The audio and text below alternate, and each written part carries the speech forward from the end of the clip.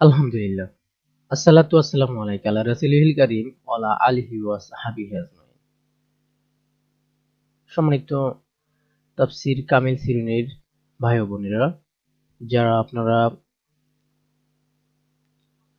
প্রথম বর্ষে অধ্যয়নরত, অল্প কিছুদিন পরে আপনাদের পরীক্ষা অনুষ্ঠিত হবে। তো আমি আজকে হাজির হয়েছি আপনাদের সূরা বাকারার ১ থেকে ৫ নম্বর আয়াত নিয়ে। এটা খুলনা আলিয়া কামিল মাদ্রাসার যে সাজেশন ছিল, সেই সাজেশনের সূরা বাকারার ১ থেকে ৫ নম্বর আয়াত।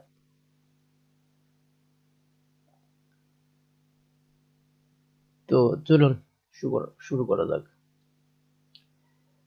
১ নম্বর আয়াতে আছে আলিফ লাম মিম। এখান থেকে শুরু করে ৫ নম্বর আয়াত পর্যন্ত। এই প্রশ্নটা কত সালে এসছে?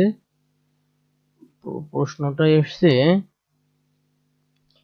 ২০০৭, ৮, ১২, ১৪, ১৮ এবং ২১। যেহেতু আমরা ২৩ সালের পরীক্ষার্থী, তবে আমাদের পরীক্ষাটা অনুষ্ঠিত হচ্ছে ২০২৫ সালে। সুতরাং আমাদের জন্য ২১ সালের প্রশ্নটা খুবই গুরুত্বপূর্ণ।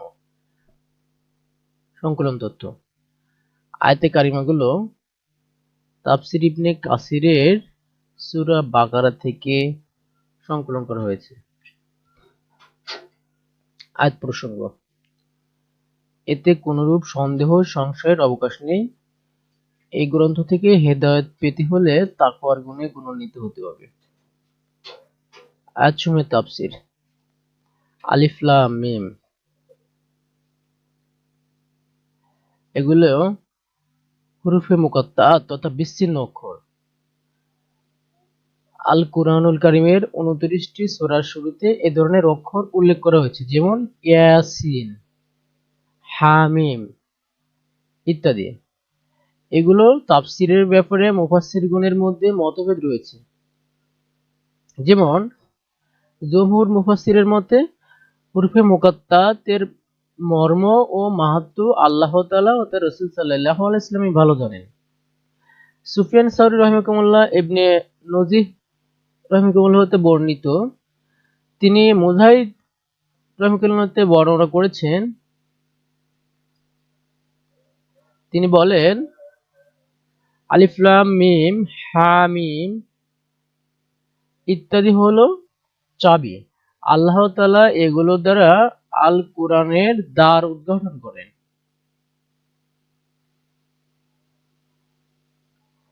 আরো অনেক ব্যাখ্যা বিশ্লেষণ এখানে আছে।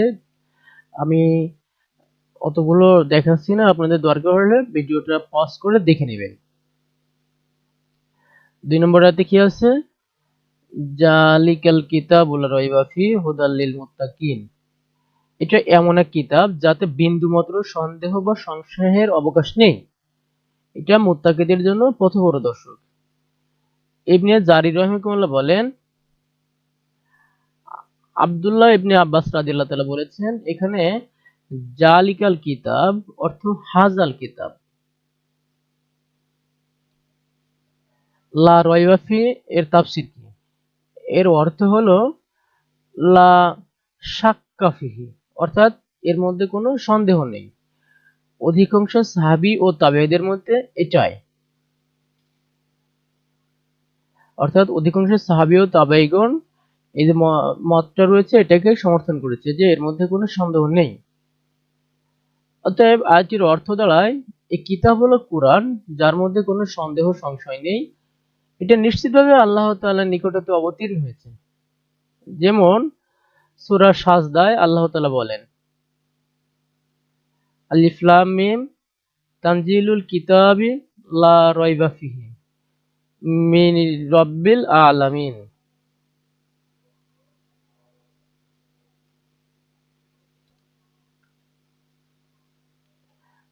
তারপরের আয়াতগুলোতে আমরা চলে যাই, পেজটা একটু বড় করে নিই।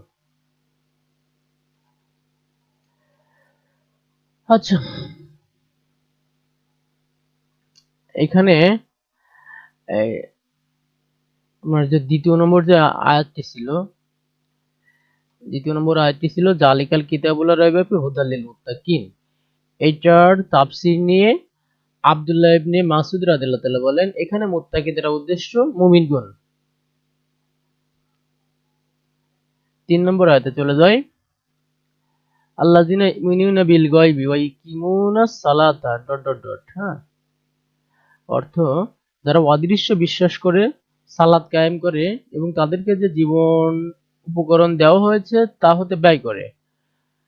আবু জাফর রাজি রহিমাহুল্লাহ, আলা ইবনে মুসাইব, আবু ইসহাক রহিমাহুল্লাহ এর সূত্রে হযরত আব্দুল্লাহ ইবনে আব্বাস রাদিয়াল্লাহু তাআলা হতে বর্ণনা করেন, তিনি বলেন,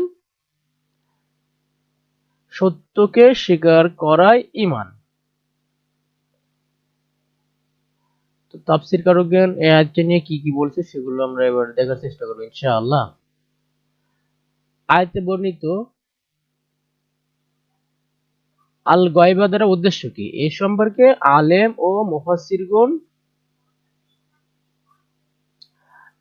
ও মুফাসসিরগণ অভিমত ব্যক্ত করেছে। যেমন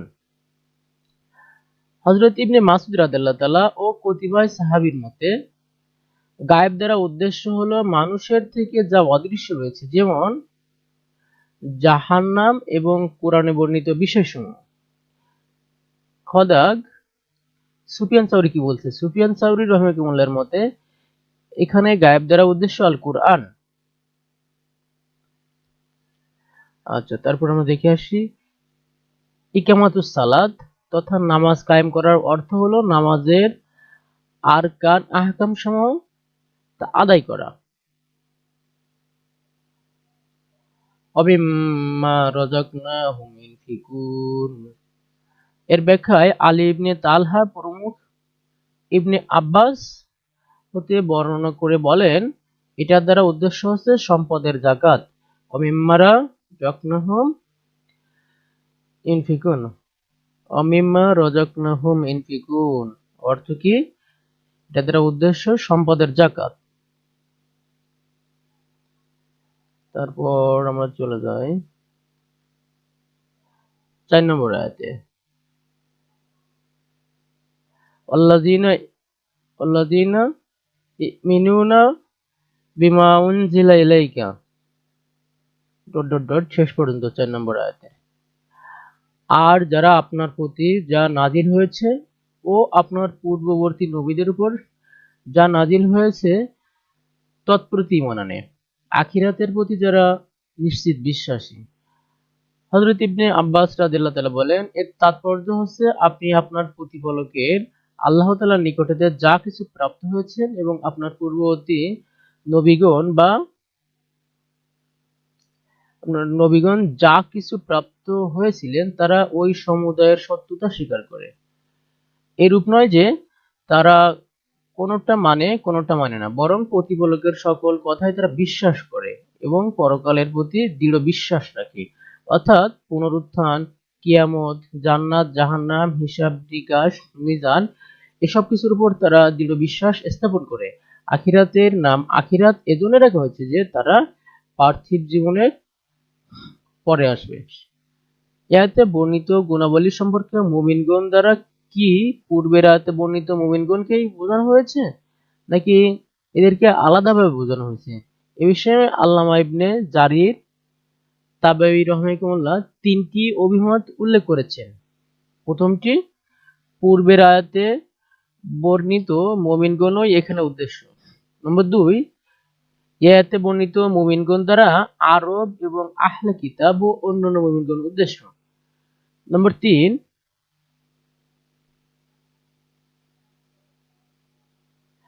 তারা হলো আহলে কিতাব থেকে যারা ঈমান গ্রহণ করেছেন, যেমন আব্দুল্লাহ ইবনে সালাম এবং তার সাথী মুমিনগণ। 5 নম্বর আয়াত, উলাইকা আলা হুদাম মির রাব্বিহিম, এখান থেকে শেষ পর্যন্ত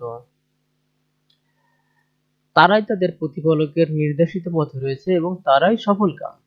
অর্থাৎ ওইসব লোক যাদের গুণাবলী পূর্বে বর্ণিত হয়েছে, যেমন অদৃশ্যের উপর ঈমান আনা, সালাত কায়েম করা, আল্লাহর দেওয়া বস্তু হতে দান করা, রাসূল সাল্লাল্লাহু আলাইহি ওয়াসাল্লামের প্রতি যে অবতীর্ণ হয়েছে তার উপর ঈমান আনা এবং তার পূর্ববর্তী কিতাবসমূহের প্রতি বিশ্বাস রাখা, পরকালের প্রতি বিশ্বাস রেখে সেখানে উপকার দেবে এরূপ কাজ করা এবং মন্দ ও হারাম কাজ থেকে বেঁচে থাকা, এসব লোকই হেদায়েত প্রাপ্ত।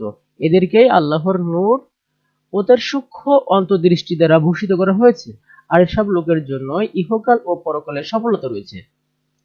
তাফসীর করে আসি, তাফসীর কারকগণ আয়াতটি নিয়ে কি কি বলছে সেটা।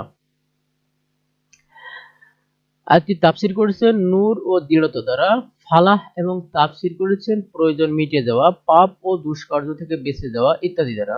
যাই হোক, আল্লামা ইবনে জারির রাহিমাহুল্লাহ বলেন, উলাইকা আলা হুদাম মির রাব্বিহিম, এর তাৎপর্য হলো তারা তাদের প্রতিপালকের পক্ষ হতে প্রাপ্ত আলো ও দলিলের দ্বারা দৃঢ়তা সহ সঠিক পথে চলার শক্তি অর্জন করলো।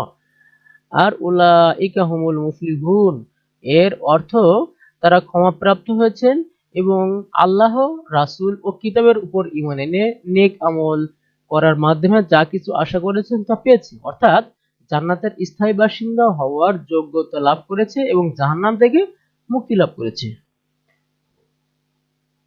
সমাপনী, অর্থাৎ আমরা এতক্ষণ যা কিছু আলোচনা করলাম সেটাকে এক কথায় সংক্ষেপ করে সমাপনী অর্থাৎ উপসংহার টানতে হবে। আল কুরআনুল কারীম এমন এক গ্রন্থ যাতে সন্দেহের কোনো অবকাশ নেই। এটা মুত্তাকিদের জন্য আলোকবর্তিতা। তো আজকে এই পর্যন্ত। আল্লাহ হাফেজ।